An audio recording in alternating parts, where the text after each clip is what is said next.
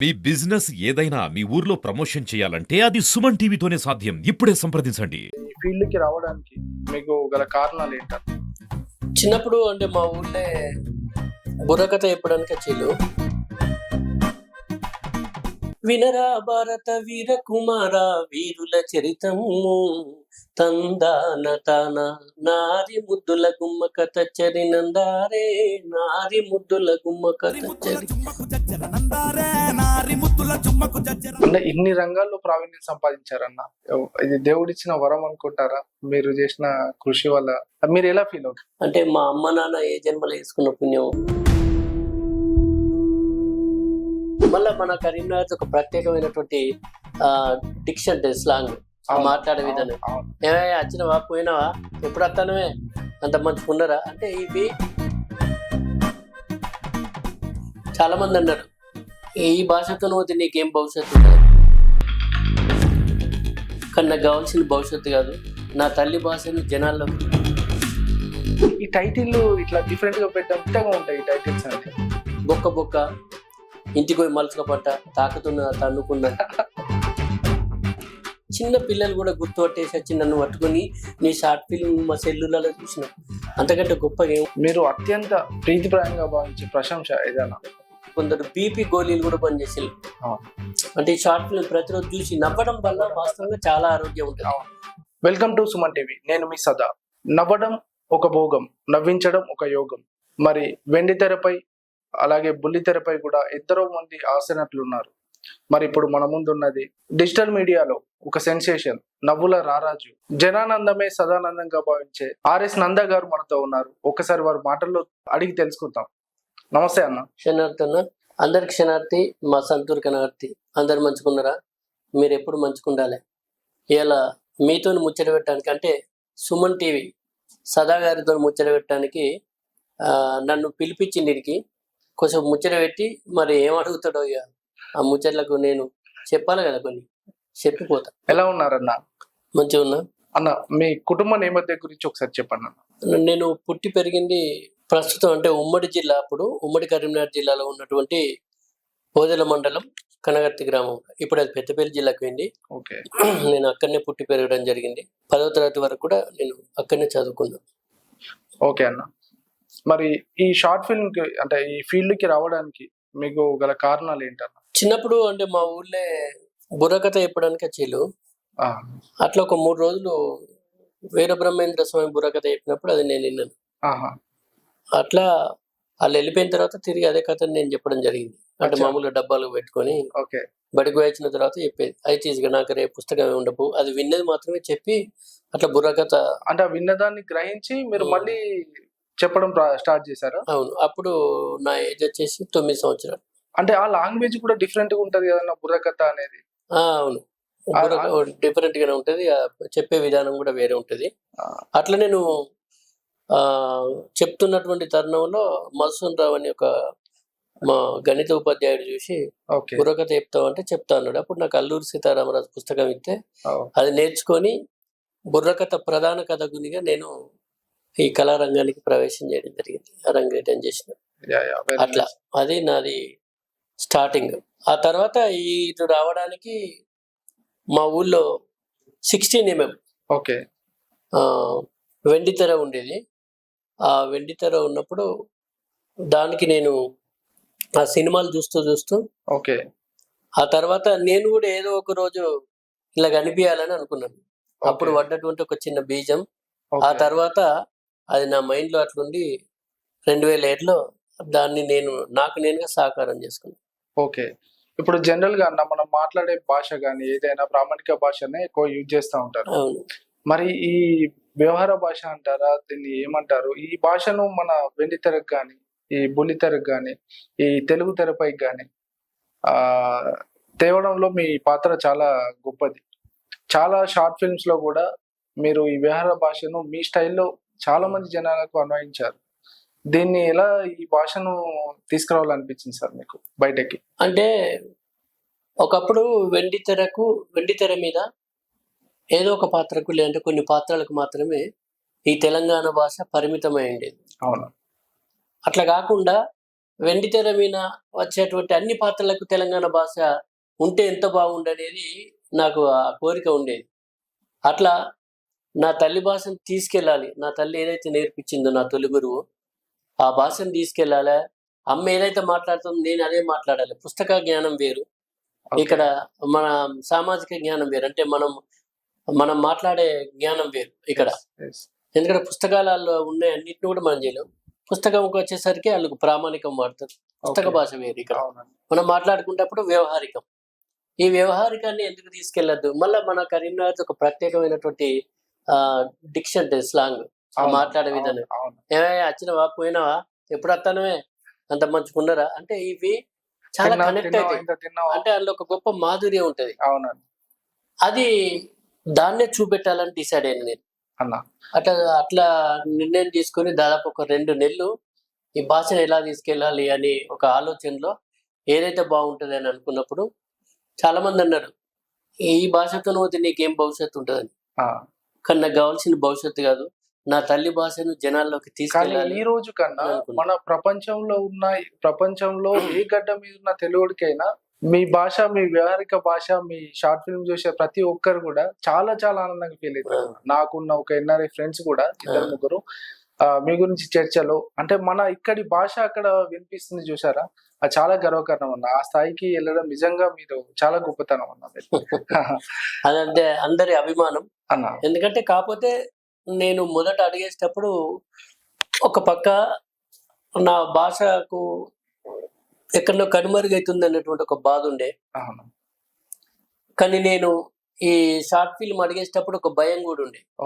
ఎందుకంటే నేను తీసుకెళ్ళగలుగుతానని. కానీ ఒక మంచి సంకల్పంతో అడిగేసినప్పుడు తప్పకుండా ఏదో ఒక సత్ఫలితం ఉంటుంది అనేది నేను నమ్మినటువంటి వాడిని. అందుకే నేను నమ్మిన నా పనిని నమ్ముకున్నా. అట్లా అనుకొని అడిగేసిన ఇవాళ విశ్వవ్యాప్తమై అంటే ప్రపంచంలో ఉన్నటువంటి ప్రపంచ దేశాల్లో ఉన్నటువంటి తెలుగు వాళ్ళు ఎక్కడున్నా సో గ్రేట్, నాకు ఒక అభిమానులుగా ఉన్నారు. వాళ్ళందరి ఆదరణ, వాళ్ళందరి అభిమానం వల్ల ఇవాళ RS నందా మీ ముందు అన్న. మీరు చేసే షార్ట్ ఫిల్మ్స్ కూడా మీ టైటిల్స్ గానీ, అది గుట్టల్లో గుసగుస అంటారు, పెద్ద తట్ట అంటారు, దంచిపిత్త అని అంటారు. ఈ టైటిల్ ఇట్లా డిఫరెంట్ గా పెట్టడం మీరేనా, మీ వెనక ఎవరైనా ఉంటాయి టైటిల్స్ కానీ? ఇది ఎలా అన్న, ఇట్లా కొత్తగా వింతగా ఉంటాయి ఈ టైటిల్స్ అన్ని? ఎవరు లేరు. అంటే నాకేమనిపిస్తుంది అంటే ఏదైనా ఒక షార్ట్ ఫిల్మ్ను మనం తీసుకున్నప్పుడు ఆ టైటిల్ చూసినప్పుడే మనిషిలో ఒక ఆనందం రావాలి, లేకుంటే కొత్త ఆలోచన రావాలి, అసలు ఏదో ఉంది అన్నటువంటి ఒక ఆలోచన రావాలి. అట్లనే ఆలోచించి ఈ టైటిల్స్ని ఎంపిక చేసుకుంటా ఉంటా. అట్లా చాలా ఉన్నాయి. బొక్క, ఇంటికి పోయి మలుసుక పట్ట, తాకుతున్న తన్నుకున్న, గుట్టల్లో గుసగుస, దంచిపిత్త, మా ఇంటికి పోకు, ఇంకోసారి ఇంటికి రమ్మన, పెండ తట్ట, ఇట్లా గడుసు పోరడు. ఇప్పుడు ఈ త్వరలో రాబోదు, మీ ఇంట్లో ఏమో సప్పుడు అయింది, మొన్న తాళ్ళలో కలిగిండు. ఇప్పుడు రిలీజ్ కు సిద్ధంగా ఉన్నటువంటిది మాత్రం కొత్త షార్ట్ ఫిల్మ్ ఉన్న రీసెంట్ గా అది పక్క బొక్కలు పర్యవాసినాయి. ఇప్పుడు అది రిలీజ్ కుంది, ఎడిటింగ్ జరుగుతుంది ప్రస్తుతం. అంటే టైటిల్ అనేది ఒక క్యాచ్గా ఉండాలని నేను కోరుకుంటా. ఆ టైటిల్ చూసినప్పుడే చూడాలన్నటువంటి ఒక తపన, అంటే వాళ్ళకు ఒక ఆలోచన కలగాలన్నటువంటి దాంతో నేను టైటిల్ ఎంపిక చాలా జాగ్రత్తగానే చేసుకుంటా ఉంటాను. గ్రేట్ అన్న. మీ మొట్టమొదటి షార్ట్ ఫిల్మ్ ఏదన్నా? కండలకొండన్న ఏతులు ఎక్కువ. కండలకొండన్న ఏతులు ఎక్కువ 2007 అది మొదలైంది అన్న. అది ప్రారంభించిన తర్వాత అన్న మీరు చాలా అంటే ఆటుపోటు ఎదుర్కొంటారు, ఏ ఫీల్డ్ లో అయినా సహజంగా ఎదుర్కొంటారు. ఇప్పుడు మీరు చేసే షార్ట్ ఫిల్మ్ అన్నప్పుడు చాలా అంటే కెమెరామెన్ అవసరం ఉంటది, ఎడిటింగ్ అవసరం ఉంటది. ఇవన్నీ కూడా మీరు అంటే ఎక్కడ కూడా వెనకడ వేయకుండా కంటిన్యూగా చేయాలని ఈ సంకల్పం మీకు అసలు ఎట్లా వచ్చింది దీని మీద ఇంతగా? ఫస్ట్ ఏంటంటే నా భాషను తీసుకెళ్లాలనేది నాకు నా దృఢమైనటువంటి సంకల్పం. దానికోసం ఎట్లా తీసుకెళ్తే బాగుంటుంది అనేటువంటి ఒక ఆలోచన చేసి, ఏదైతే ఈ జనాలకి అంటే నా ఆలోచన ఏంటంటే ఒక పుస్తకం రాస్తాను నేను. సరే, ఒక మంచి కవినైతుని కావచ్చు, నేను ఒక పుస్తకం రాస్తే నేను పండితుని వరకే తీసుకెళ్తా. చదువుకున్న వాళ్ళు మాత్రమే నా పుస్తకం చదవగలుగుతారు. అందులో ఆ పుస్తకం అందరు చదవచ్చు, చదవకపోవచ్చు. కానీ ఇట్లా ఒక షార్ట్ ఫిల్మ్, ఒక విజువలైజేషన్ ద్వారా కనుక వెళ్తే, అది హాస్యంతో వెళ్తే పండితునికి, పామరునికి, చదువుకున్నలకు అందరికి దగ్గర అవుతుంది అనేటువంటి ఒక ఆలోచనతోని ఇట్లా నేను మొదలు పెట్టడం జరిగింది అన్న. మీరు మరి చేసే ఈ వ్యవహారిక భాషలో మీరు షార్ట్ ఫిల్మ్స్ చేస్తా ఉంటారన్న. అంటే చాలా మంది గాని ఈ టైటిల్ చూసినప్పుడు గాని, ఈ లాంగ్వేజ్ చూసినప్పుడు గాని అసలు ఈయన ఎడ్యుకేషన్ ఉందా? అని చాలా మంది అనుకుంటారు. అంటే మాకు తెలుసు మీరు ఉపాధ్యాయునిగా మీకు అటు ఉపాధ్యాయ వృత్తికి, ఇటు కళా వృత్తికి రెండిటికి న్యాయం చేస్తున్నారు. అసలు దాని గురించి ఒకసారి చెప్పండి అన్న ప్రేక్షకుల కోసం. అవునవును. అంటే చాలా మంది ఏంటంటే నా షార్ట్ ఫిల్మ్ చూసినప్పుడు స్టార్టింగ్ లో నన్ను కూడా అడిగారు. అంటే ఈయనకు చదువు రాదు కావచ్చు, ఎవరో ఇక్కడ పని చేసుకుంటే నేను తీసుకొచ్చి ఈయనతోని ఇట్లా మాట్లాడించుకుంటే చేస్తారని నన్ను కలిసినప్పుడు కూడా కొంతమంది జనాలు అడిగారు. అంటే ఆ క్వశ్చన్ వాళ్ళలో వచ్చింది. పొలాల కాడ పత్తి చేనులలో నా గురించి చర్చ వచ్చేదట. నేను కొన్ని సందర్భాల్లో అట్లా పోయిన సందర్భాలు కూడా ఉన్నాయి. అంటే ఆ చేనులకు పోయినప్పుడు నా గురించి మళ్ళీ కైకిల్లోలు నా గురించి ఎప్పుడు ఇట్లా అంటే ఆయనకు చదువు రానైనా ఏదో తీసుకొచ్చి ఆయనతో చేశాను. కానీ తర్వాత ఏంటంటే నేను ఒక ఇంటర్వ్యూలో చెప్పడం జరిగింది. నేను యాక్చువల్ నాది డబుల్ ఎంఏ, నాది MA Telugu, MA economics, BEd, TTC, అంటే ఇవన్నీ చేసి ఉన్నటువంటి వాడిని. ఆ తర్వాత ఏ జనాలకు కొత్త తెలుసు. ఇప్పటికి కూడా కొంతమందికి నేను చదువుకోలేదని తెలుసు.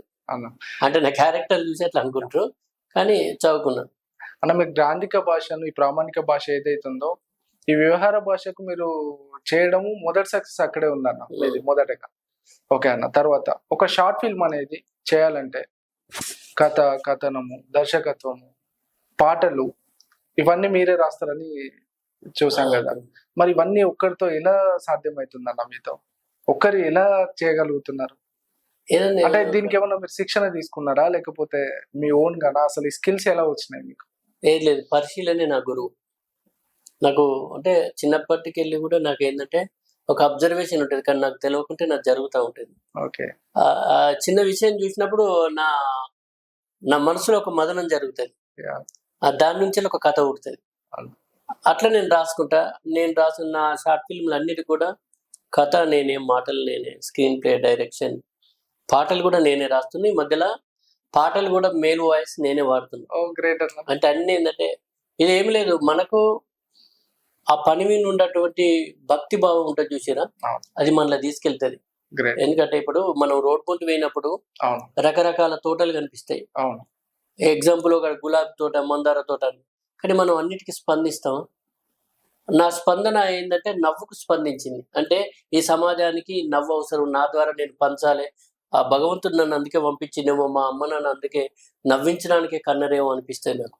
గ్రేట్ అన్న. అట్లా కాబట్టి నేను ఎట్లయితే నవ్వు పుడుతుందో ఆ కథను ఎట్లా రాసుకోవాలి, ఒక సీన్ ఎట్లా రాసుకోవాలి, ఒక క్యారెక్టర్ని ఎట్లా చేయించాలి, ఇవన్నిటి వినా నిత్యము ఒక మదనం జరుగుతూ ఉంటుంది. అందుకే ప్రతి సెక్టార్ను నేనే తీసుకొని నేనే చేసుకుంటా ఉంటాను.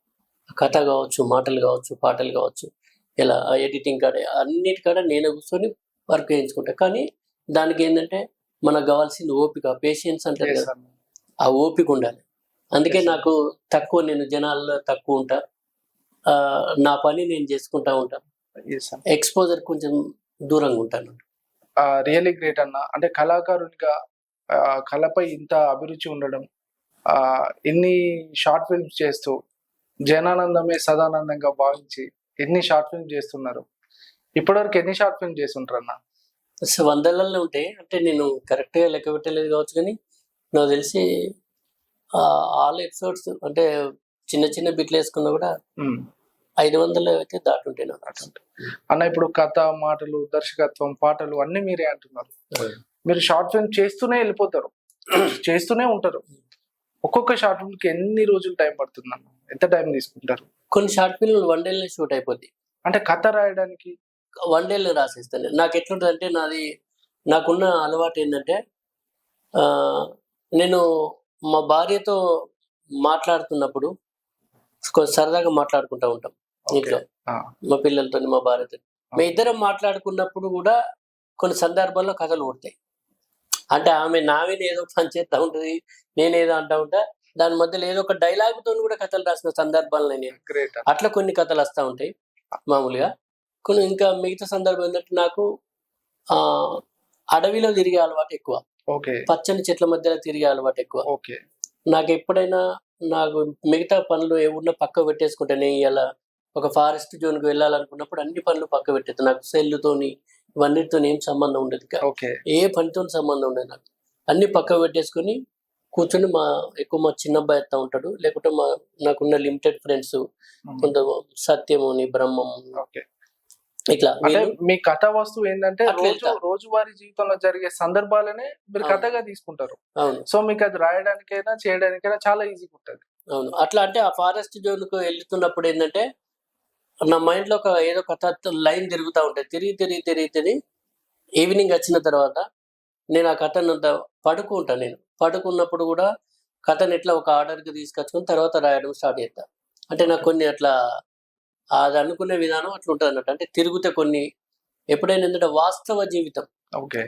వాస్తవ జీవితానికి దగ్గరగా ఉండేటువంటి అంశాలని నేను తీసుకుంటాను. ఓకే. అందుకోసం నాకు చాలా మంది వీళ్ళని ఫోన్ చేసినప్పుడు, అన్న మా పక్కింట జరిగినట్టున్నది, లేకపోతే మా ఊళ్ళో జరిగినట్టున్నది, మేము చూసినట్టు అనిపించేది, అదే చాలా మంది చెప్తా కనెక్ట్ ఉంటారు. అవుతారు దానికి. అవును. అట్లా నేను కథలు ఎంపిక చేసుకుంటాను. ఓకే అన్న. అన్న ఇప్పుడు ఇటు ఉపాధ్యాయునిగా, ఇటు షార్ట్ ఫిల్మ్ చేస్తూ ఇంత బిజీ, కళా రంగానికి ఇంత టైం ఇస్తున్నారు. అంటే ఈ 2 రంగాలకి మీరు సమయాన్ని సమన్వయం ఎలా చేసుకుంటున్నారు అసలు? ఏదైనా అంటే మన మీద ఆధారపడి ఉంటుంది. ఒక గొప్ప మాట ఏమిటంటే మనకు జీవితం అనేది చాలా పరిమితమైనటువంటిది. అవును. ఏ క్షణంలో ఈ భూమి నుంచి వెళ్ళిపోతామో తెలియదు. అవును. ఒక లక్ష్యం కోసం పనిచేసినప్పుడు ప్రతి నిమిషాన్ని వినియోగించుకోవడం నేర్చుకోవాలి. అవును. ఒక నిమిషాన్ని మనం వృధా చేస్తే జీవితంలో తిరిగి మళ్ళీ రాదు. కాబట్టి ప్రతి నిమిషం నాకు విలువైంది. అట్లా నేను నా సమయాన్ని వినియోగించుకుంటా ఉంటా. నాకు ఎగ్జాంపుల్, నేను పాఠశాలకు పోతా. పాఠశాల సమయం నాకెప్పుడు, నేను పొద్దున్న లేచిన తర్వాత నాకు 4 నుంచి 5 గంటల వరకు నా పాఠశాల సమయం అయిపోతుంది. మిగతా సమయాన్ని నేను నా కళారంగానికి మాత్రమే ఉపయోగించుకుంటాను.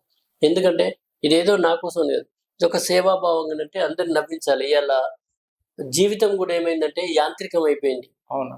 అంటే మనిషి జీవితం ఒక యంత్రంలాగా పనిచేస్తూ అలసిపోయి ఆలోచనలను లోతుగా తీసుకొని మనిషి తిరిగి మళ్ళీ పునరుజ్జీవం అంటే పునర్శక్తి పొందాలంటే కనీసం ఈ నవరసాల్లో హాస్య రసాన్ని వాడితే వాళ్లకు మళ్ళీ తిరిగి పునర్శక్తి పొంది తను పని చేసుకోగలుగుతాడన్నటువంటి ఒక ఆలోచనతోని ఆనందాన్ని అందించాలన్నటువంటి ఒక సంకల్పంతో వచ్చింది. అట్లా హాస్యం చాలా గొప్ప మాట చెప్పారన్న.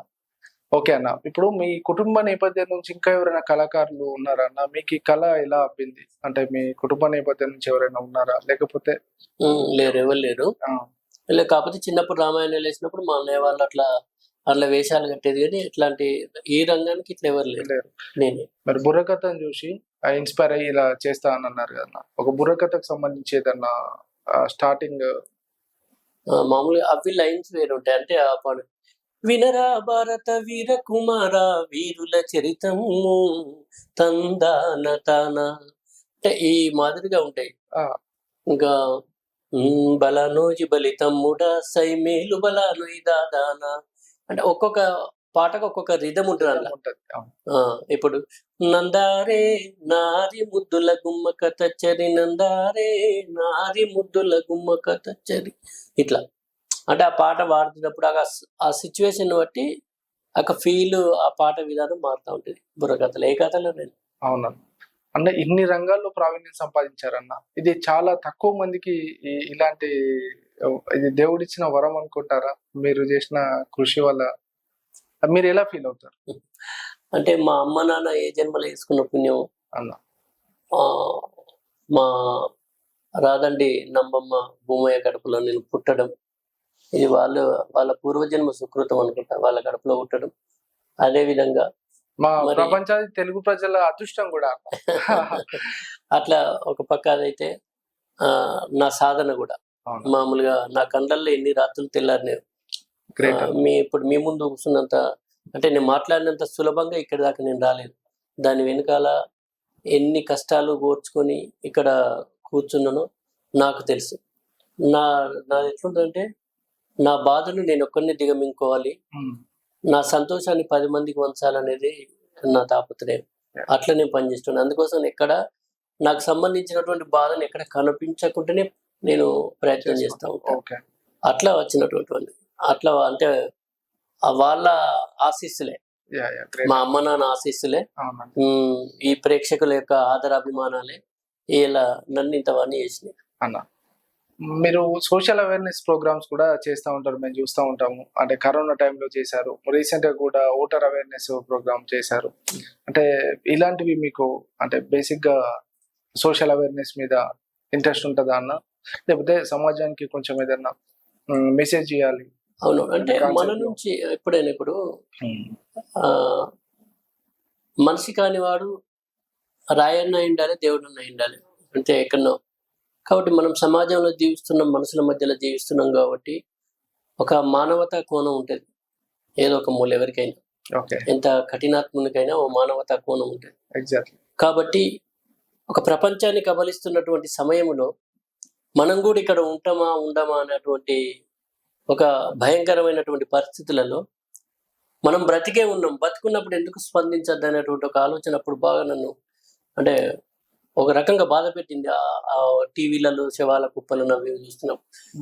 ఆ టైంలో ఇమీడియట్గా ఒక పాట రాయడం జరిగింది. అప్పుడు ఉన్నటువంటి ముఖ్యమంత్రి గారు కళాకారులు దీని మీద అవేర్నెస్ చేయాలన్నప్పుడు నేను ఆ పాట రాసి అందరినీ పర్మిషన్, పోలీస్ స్టేషన్లలో పర్మిషన్ తీసుకొని, ఎందుకంటే అప్పుడు బయటికి పోనీయాలి.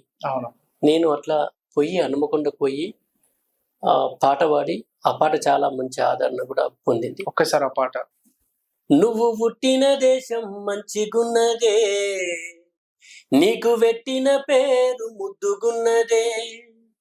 నువ్వు పుట్టిన దేశం మంచిగున్నదే, నీకు పెట్టిన పేరు ముద్దుగున్నదే.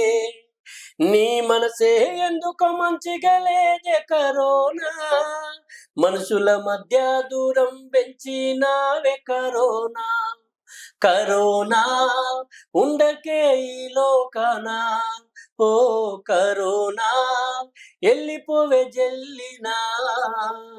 నువ్వు పుట్టిన దేశం మంచిగున్నదే, నీకు పెట్టిన పేరు ముద్దుగున్నదే. చాలా చక్కగా పాడారు, చాలా చాలా చక్కగా పాడారు. అది చాలా షార్ట్ ఫిల్మ్ చేస్తున్నారు, చాలా ప్రపంచాదిగా చాలా మంది ఫ్యాన్స్ ఉన్నారు మీకు. మీకు ఇప్పటివరకు చేసిన దాంట్లో చాలా ప్రశంసలు వచ్చి ఉంటాయి. మీరు అత్యంత ప్రీతిప్రాయంగా భావించే ప్రశంస ఏదైనా?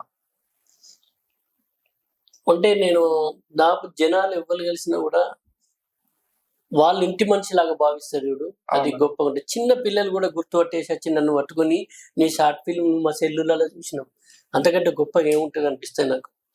ఇంకోటి ఏంటంటే కొందరు బీపీ గోళీలు కూడా బంద్ చేసేళ్ళు. అంటే ఈ షార్ట్ ఫిల్మ్ ప్రతిరోజు చూసి నవ్వడం వల్ల వాస్తవంగా చాలా ఆరోగ్యం ఉంటుంది. ఇలా మనిషి అదే చెప్తున్నాను, ఇలా హాస్యానికి దూరం అయ్యే అనారోగ్యానికి దగ్గర అవుతాడు మనిషి. కాబట్టి మనకు ఉన్న సమయంలో కనీసం 10 నుంచి ఒక 15 నిమిషాలన్నా నవ్వడానికి ఒక ప్రయత్నం చేయాలి. కనీసం ప్రయత్నం చేస్తే మనకు తెలియకుండానే మన ఆరోగ్యాన్ని మనం కాపాడుకున్నటువంటి వాళ్ళం అవుతుంది. కాబట్టి అట్లా నేను చేయడం జరిగింది. మీరు ఇందాక చెప్పినట్టు వెన్నితెరపై ఏదో ఒక చిన్న చిన్న పాత్రలకి పరిమితమైన తెలంగాణ యాసలు వెన్నితెరపై ప్రతి పాత్రకి అన్వయించే స్థాయికి ఇప్పుడు వెళ్ళింది. దాని పట్ల మీకు చాలా కృషి చేశారు. అంటే మీరు చేసే షార్ట్ ఫిల్మ్స్ లో ఈ మాండలిక భాషను, ఈ వ్యవహారిక భాషను తీసుకొచ్చి చాలా వరకు తీసుకెళ్లడంలో మీ పాత్ర చాలా ఉందన్న. మీకు ఎలా ఉన్నాయండి ఇప్పుడు వెండితెర అవకాశాలు? నాకంటే ఆ భాష ఎలా వెండితెర అంటే, ఒకప్పుడు కొన్ని పాత్రలకు ఏదో పాత్రకు పరిమితమైనటువంటి నా తల్లి భాష, నా తెలంగాణ భాష ఇవాళ వెండితెరమైన అన్ని పాత్రలకు పలుకుతున్నందుకు నాకు చాలా సంతోషంగా ఉంది. ఎందుకంటే నేను కోరుకున్నది కూడా అందులో నా పాత్ర కూడా, అంటే ఈ భాషను తీసుకెళ్లడంలో నా పాత్ర కూడా ఉండడం నాకు చాలా సంతృప్తినిచ్చింది. ఒక రకంగా ఇంకొక బాధ్యతగా కూడా, అంటే ఇంకా ఏదో చేయాలి నాకు అనేటువంటిది ఉంటుంది. అందుకోసమే రెగ్యులర్గా ఇంకా నేను కొత్తగా ఏం చేయాలి, కొత్తగా ఏమో ఆలోచించాలి అనేటువంటి దాని మీద నేను పనిచేస్తూ ఉంటాను. బట్ అది చాలా సంతోషం నాకు. రివార్డ్స్ కానీ అవార్డ్స్ గురించి మీకు ఇప్పటి వరకు, అంటే మన తెలంగాణ నుండి కానీ? ఫస్ట్ ఆసియా కిరీటి అని ఒక అవార్డు ఇవ్వడం జరిగింది. ఆ తర్వాత నవ్వుల రారాజు మనోళ్ళు అంటే టైటిల్స్ లో వేయడం చాలా మాటలు. తర్వాత ఈ మధ్యనే చార్లెస్ చాప్లిన్ గారి జీవిత సాఫల్య పురస్కారం ఇచ్చారు నాకు. అది అంటే నేను ఈ అవార్డులు ఇవన్నిటి కోసం ఎప్పుడే ఆలోచించలే, కానీ ఇవాళ ఇంతమంది అభిమానుల ఆ ఆనందం నన్ను చూసినప్పుడు వాళ్ళ ముఖంలో ఒక నవ్వు కనిపిస్తే చూసిరా, అది చాలా పెద్ద అవార్డు అనిపిస్తుంది నాకు. ఓకే, ఇప్పుడు అంటే రానున్న రోజుల్లో సినిమాలు ఉన్నాయి. ఇప్పుడు దాదాపు ఒక 4-5 సినిమాలు ప్లాన్ జరుగుతున్నాయి. ఓకే. కానీ సినిమాలు ఎట్లుంటాయంటే నేను చేసినప్పుడే చెప్పుకోవాలి. ఇప్పుడు మాత్రం లగ్గం అనే సినిమా రిలీజ్ ఉన్నది. అందులో ఒక క్యారెక్టర్ చేసిన మన రమేష్ చెప్పాల గారి దర్శకత్వంలో రాబోతుంది. అందులో ఒక క్యారెక్టర్ చేసిన. అందులో తర్వాత అంతకుముందేమో రుద్రంగి అజయ్ సామ్రాట్ గారి దర్శకత్వంలో జగపత్ బాబు గారు పక్కన వేసిన. ఇందులోనూ రాజేంద్ర ప్రసాద్ గారు, ఎల్బి శ్రీరామ్ గారు అంత పెద్ద ఆర్టిస్టులు ఉన్నారు. ఓకే అన్న. మీ ఫ్యూచర్ గోల్స్ ఏంటన్నా? ఏం లేదంటే నా నా నా బొందిలో ప్రాణం ఉన్నంత వరకు నవ్వించాలి అనేది నా గోల్. అంతకంటే ఇంకా పెద్ద గోల్ ఏమి లేవు నాకు. చాలా చాలా ఒక మంచి కామెడియన్ గా జనాల్లో ఉండాలి అంతే. ఇంకా షార్ట్ ఫిల్మ్స్ కూడా ఇంకా నడుస్తున్నాయి అన్న? షోస్ ఉన్నాయండి. ఇప్పుడు దాదాపు ఒక 10 ప్రాజెక్టులు ఉన్నాయి. 10 ప్రాజెక్టులు ఉన్నాయి. ఇప్పుడు ఈ రోజు కూడా ఇప్పుడు ఎడిటింగ్ జరుగుతుంది. నేను ఎడిటింగ్ ఆపేసి ఇంకా నేను మీకోసం రావడం, ఎందుకంటే ఇప్పుడు ఇంకో 4-5 రోజుల దాకా మీకు కష్టం నేను దొరకదు. అవునన్నా. ఎందుకంటే నాకున్న షెడ్యూల్ బట్టి ఇక చేసుకోవాలి, తప్పదు. ఎందుకంటే వయసు మనసు సహకరించినంత సేపు మనిషి కష్టపడుతూ ఉండాలి. గ్రేట్ అన్న, గ్రేట్. అది ఇంపార్టెంట్. ఉపాధ్యాయ వృత్తిలో ఉన్నారన్న, అంటే ఉపాధ్యాయ వృత్తిలో ఉన్నారు అంటే మీ దగ్గర ఉండే తోటి సహోద్యోగులు కానీ అక్కడ ఉండే విద్యార్థులు కానీ మీ దగ్గర ఉండే విద్యార్థులు వాళ్ళు ఎలా ఫీల్ అవుతున్నారు? మా సార్ వాళ్ళు అయితే ఇప్పుడు ఎట్లుంటుందంటే ఒక వస్తువును నిత్యం చూసినప్పుడు మామూలు అవుతుంది ప్రతిరోజు. ఇప్పుడు ఒక కొత్త కుటుంబాన్ని చూసినప్పుడు ఆనందం వేరే ఉంటుంది. ఇప్పుడు మన కుటుంబంలో నేను వాళ్ళ కుటుంబ సభ్యునిలాగా ఉంటా కాబట్టి సాధారణంగానే ఉంటా. ఇప్పుడు ఒక కొత్త ప్రాంతానికి వెళ్ళినప్పుడు వాళ్ళలో ఎక్సైట్మెంట్ ఉంటుంది. మా పిల్లలు కూడా అంటే వాళ్ళు, సార్ మీరు టీవీలో మా సెల్లులు వచ్చారు సార్, మిమ్మల్ని కొట్టిరు సార్, దెబ్బలు తాకినాయా అంటే వాళ్ళ ఆలోచనలు అడుగుతారు నన్ను. మీరు అడ్డం పడ్డారు కదా సార్, దెబ్బ తాకిందిగా మీకు, డాక్టర్ దగ్గరికి పోయారు మీరు అంటే వాళ్ళు అందులో జరిగిన సంఘటనలు అప్పుడప్పుడు చెప్తా ఉంటారు. బాగా హ్యాపీ అనిపిస్తుంది. అంటే చిన్న పిల్లలు అసలు రీసెంట్ గా ఒక ఇన్సిడెంట్ ఏంటంటే, నేను పోతున్నా కార్లో వస్తుంటే గుర్తు ఒక 20-25 మంది పిల్లలు ఉన్నారు. ఒక రోడ్డు పక్కన ఆడుతారు. నిల్చున్నటువంటి ఒక 2 పిల్లలు చూసి సడన్ గా సదన్న అని పిలిచారు. ఒకసారి పిలిచిన వాళ్ళు వీళ్ళందరూ ఒక్కసారి వీళ్ళిద్దరు వీళ్ళని వాళ్ళందరూ రియాక్ట్ అయ్యారు. కారెంబడి వచ్చారు. నేను కొంచెం స్లో అయిపోయి ఆపేసింది, ఎందుకంటే పిల్లలు అంత అభిమానంతో వచ్చారు. పూసుకొని తాకితే కూడా ఆపేసి డోర్ తీయగానే వచ్చి పట్టుకున్నారు వాళ్ళు. మన మనిషిలాగా, కుటుంబ సభ్యులాగా. నువ్వు మంచిగా ఉంటే నీ జోకులు అవి అని వాళ్ళు అంటే ఎక్కడండి మనం ఏ జన్మలో వేసుకున్న పుణ్యం, అంతకంటే ఏం కావాలి ఇంకా నాకు. అన్న, ఉపాధ్యాయ వృత్తిలోకి ఎప్పుడు ఎంటర్ అయ్యారు? నేను 2000 సంవత్సరంలో ఉపాధ్యాయ వృత్తిలోకి ఎంటర్ అయ్యాను. ఇప్పుడు 24 సంవత్సరాలు నేను చేయబట్టి. ఓకే. అంతకుముందు జాబ్లోకి రాకముందు దాదాపు ఒక 1-2 ఇయర్స్ ప్రైవేట్ స్కూల్లో చేసాను. 24 ఏళ్ళు అయితే. మీ లైఫ్ లో ఎదురైన ఒడిదుడుకులు అంటే మీరు షార్ట్ ఫిల్మ్స్ లో ఇంత ఫేమ్ కాకముందు, ఉపాధ్యాయ వృత్తి రాకముందు మీరు పడ్డ ఏమన్నా కష్టాలు కానీ వాటి గురించి? చాలా ఉన్నాయి. అంటే నా చిన్న వయసులో మా నాన్న చనిపోయిండు. అదొకటి చాలా బాధాకరమైనటువంటి విషయం. అంటే మేమేంటో ఈ సమాజం ఇంకా నాకు అంత అవగాహన రాకముందే ఆయన ఈ భూమి విడిచిపోయిండు. కాబట్టి ఇప్పుడు ఉంటే చూస్తే బాగుండేమో అనిపించింది. రీసెంట్ గా అమ్మ జరిగిపోయింది. అమ్మ చూసేది, వీడియోలు చూసి నవ్వే ముచ్చట పెట్టేది నాతో. మా అమ్మతో దాపు ఎప్పుడంటే మా అమ్మతోనే నాకు ఎక్కువ అటాచ్మెంట్ రాకుండా. మా అమ్మతోనే, ఆమెనే ఇయ్యాల నాకు ఒక గురువు ఉన్నదంటే ఆమె. మీరు చాలా సందర్భాల్లో చెప్పారు అంటే ఈ భాష మీకు ఎక్కడి నుంచి అనుభవించారన్న అంటే అమ్మ నుంచే మీకు వచ్చింది అని చెప్పారు. అంతే. నా తల్లి మాట్లాడేటప్పుడు మాత్రం వినేది, ఇంకా పెద్ద మనుషులు మాట్లాడుతుండే. కానీ నేను రీసెంట్ గా మా అమ్మ చనిపోయే ముందు కూడా నాకు అంటే నేను ఏంటంటే ఈ లక్ష్యం కోసం, నాకున్న అవకాశాల కోసం పోతూ వచ్చేటండి. అప్పుడప్పుడు అమ్మ దగ్గరికి పోయేస్తుండే. రీసెంట్ గా చనిపోయే ముందు ఒక 20 రోజులు నా దగ్గర. మీరు ఇప్పుడు గురువుగా ఉన్నారు, మీ మొదటి గురువు అమ్మే. ఎక్కడున్న అమ్మనే, ఎవరికైనా మొదటి గురువు అమ్మనే. కాకపోతే ఏంటంటే ఆ ఇంపాక్ట్ అనేది ఉంటుంది చూసారా, కొందరు మీద ఉంటుంది, కొందరు మీద ఉండకపోవచ్చు. కానీ ఆమె నా ఇన్స్పిరేషన్, ఆమె నా గురువు.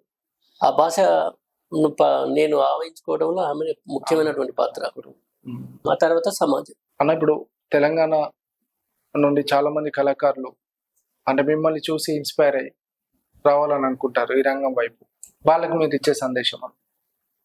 ఒకటే, ఏం పని చేసినా కూడా అంకిత భావంతో చేయాలి. అంకిత భావంతో కనుక చేయగలిగితే అంటే ఇప్పుడు ఎట్లుంటుంటే ఇవాళ మనకు చాలా ఉత్సాహంగా ఉంటాం, ఈ పని నేను పోతున్నాను. ఆ ఉత్సాహం అనేది ఒక సాధించే లక్ష్యంలో మొదటి అడుగు పడ్డప్పుడు ఎంతనైతే ఉత్సాహం ఉంటుందో ఆ లక్ష్యం చేరే వరకు అదే ఉత్సాహం ఉంటుంది. ఎగ్జాక్ట్లీ. అంటే కొన్ని అడ్డంకులు ఎదురై నేను ఆగిపోవడం, నీ శ్రమలో దోషాలు ఉండడం, ఇవన్నీ కాదు. విమర్శలు ఎప్పుడు ఫస్ట్ ఫలితం కోసం ఎప్పుడు ఆలోచించాలి.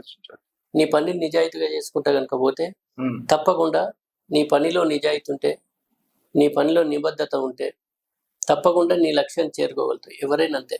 కాబట్టి ఒక పనిని ఎంపిక చేసుకున్నప్పుడు అంకిత భావంతో చేయగలిగితే మాత్రమే ఈ రంగంలోకి రావడం బెటర్. ఏ రంగమైనా, ఇదనే కాదు, ఏ రంగమైనా ఆటుపోట్లు ఉంటాయి. తప్పకుండా అవన్నిటిని పట్టుకోవాలి. అందులో ఇందులో ఎక్కువ ఉంటాయి ఇంకా. ఎందుకంటే ఇది రంగుల ప్రపంచం. ఏ రంగు ఎప్పుడైనా మీద పడచ్చు. కాబట్టి అవన్నిటిని మనం భరించుకోగలిగితే, ఎందుకంటే మన ముంగట పొగిడిన వాడు పక్కకుంటూ పోయి తిడతాడు. తిట్టిన వాడిని ఆశిస్తులే, పొగిడిన వాళ్ళు కూడా ఆశిస్తులే. ఆ పాజిటివ్నెస్ మనలో ఉండాలి. అంటారు అన్న పొగడ్తలకు జరగవద్దు, పొగడ్తలకు పొంగిపోవడము, నిందలకు కుంగిపోవడం అనేది మనిషి ఎప్పుడు చేయదు. ఒక సమస్థాయిలో వెళ్ళగలగాలి. ఈ రంగంలో ఎక్కువగా ఉంటాయి అలాంటి. ఏదైనా దేన్నైనా స్వీకరించగలగాలి. మెయిన్ ఏంటంటే పాజిటివ్నెస్ లో ఉండాలి ఏదైనా. ఇప్పుడు నన్ను తిట్టడం వల్ల మీకు సంతోషం ఉంటుందంటే అంతకంటే ఏం కావాలి. దాంట్లో పాజిటివ్నెస్ ఉండాలి. అట్లా అంటే నా కోసం ఆలోచిస్తాను, నా కోసం ఆలోచిస్తారు మీరు ఆ సమయాన్ని. నన్ను తిట్టినవు, నన్ను తిట్టడం వల్ల నువ్వు ఫ్రీ అయిపోయినావు. నాకు కావాల్సింది కూడా నీ ఆనందం, నీ ఆరోగ్యం. ఆ పాజిటివ్నెస్ మనలో ఉంటే బాగుంటుంది. అట్లా జనాలందరూ జనానందమే సదానందం అంటారు. ఈ టైటిల్ అసలు ఎక్కడి నుంచి వచ్చిందన్న? అంటే మీ సదన్న అన్న, ముద్దుగా అందరు సదన్న సదన్న అని పిలుస్తూ ఉంటారు. ఈ జనానందమే సదానందం అంటే నేను అనుకున్నప్పుడు ఫస్ట్ షార్ట్ ఫిల్మ్ చేస్తున్నప్పుడు నా పేరు, నేను అసలు శివ భక్తుని, సదానందుడు. నా పేరు కూడా సదయ్య, ఒరిజినల్ నేమ్ ఆరాధన సదయ్య. ఈ సదా అనేది 2 అక్షరాలు. ఆనందం.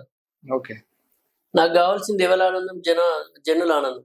కాబట్టి జనుల యొక్క ఆనందం, జనానందమే ఈ సదానందం. అంటే ఆయన పేరు ఉంటది, నా పేరు ఉంటది, ఆనందం ఉంటది, జనాలు వస్తారు. ఇట్లా పెట్టుకొని అట్లా జనానందమే సదానందం అని పెట్టిన. అందుకే జనానందం. అందరికి శనార్థి, మా సంతూర్ కనగర్తి. అంటే నేను పుట్టినూరు అది అనుకో అట్లా కలిసి వచ్చింది. అట్లా పెట్టేసి తర్వాత ఆ ట్యాగ్ జనానందమే సదానందాన్ని పెట్టుకున్నా. కింద మీ శ్రేయోభిలాష ఆర్ఎస్ నందాన్ని ఉంటుంది. మీరున్న ప్రతి ప్లేస్ కూడా నవ్వులమయమే అన్న. ఎక్కడున్నా కోరుకునేది అదే. ఎందుకంటే ఏం తీసుకురాలి, ఏం తీసుకపోం.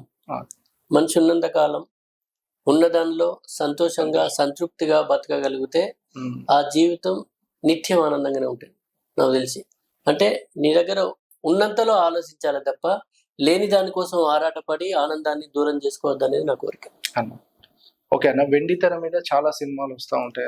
ప్రత్యేకంగా మీ నుండి ఇప్పుడు మీరు ఈ ప్రామాణిక భాషను నుండి ఆ వ్యవహారిక భాషలో మన ఫిల్మ్ చేస్తున్నారు.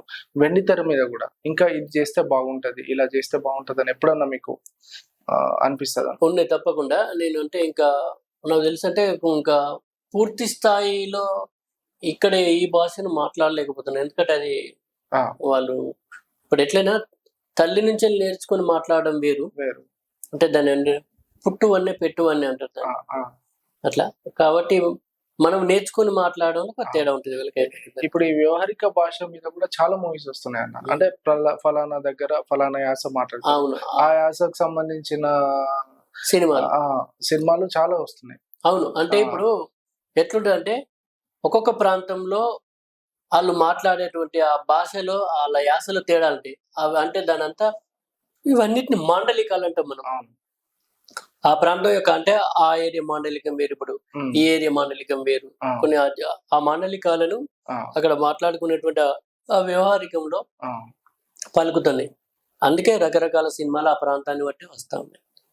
అట్లా ఇక్కడి నుంచి వెళ్ళి నేను కూడా ఒక పూర్తి స్థాయిలో ఒక మంచి సినిమా చేయాలనేటువంటి ఒక ఆలోచన ఉంది. ఇప్పుడు ప్రస్తుతం మాత్రం ఒక సినిమాకి అంటే నాకు ఒక గంటన్నర సినిమా రాస్తున్నాను. ఆల్మోస్ట్ అలా అయిపోయింది సినిమా. కాకపోతే ఏంటంటే ఇక టైం ఎప్పుడు వస్తే అప్పుడు నేను దాన్ని మొదలు పెట్టుకుంటా. దసరాకు ఓపెనింగ్ అని అనుకుంటున్నా. దానికి కథ, మాటలు, పాటలు, డైరెక్షన్ ఇట్లా అన్ని నేనే చెబుతున్నా. అది అనుకున్నాం. అన్ని సవ్యంగా జరిగితే తప్పకుండా ఆ దసరా తర్వాత ఓపెనింగ్ ఉంటుంది, ఈ సినిమా స్టార్ట్ అయితే. ఆల్రెడీ కొన్ని లొకేషన్స్ కూడా చూస్తున్నాం అన్న. మీరు ఇంకా ఇలాగే అన్న మరెన్నో సినిమాలు మా అందరి కోసం ఈ జనానందమే సదానందంగా కొనసాగుతూ నవ్వుల పువ్వుల వర్షం ఇంకా చాలా చాలా చాలా మీ నుంచి రావాలని కోరుతూ మా సుమన్ టీవీ ద్వారా మేము మనస్ఫూర్తిగా కోరుకుంటున్నాం అన్న. ఇంతసేపు చాలా ప్రశ్నలు అడిగిన నన్ను, నాకు తెలిసిన మందం, నాకు తోచిన మందం చెప్పిన నేను. నాకు కావాల్సిందంతా మీ ఆనందం, మీ ఆరోగ్యం. మీరందరూ కూడా ఎప్పుడు ఆనందంగా ఆరోగ్యంగా ఉండాలని, మీ ఆనందాన్ని మీ ఆరోగ్యాన్ని ఎల్లవేళలా కోరుకునే మీ ఆర్ఎస్ నంద. జనానందమే సదానందం.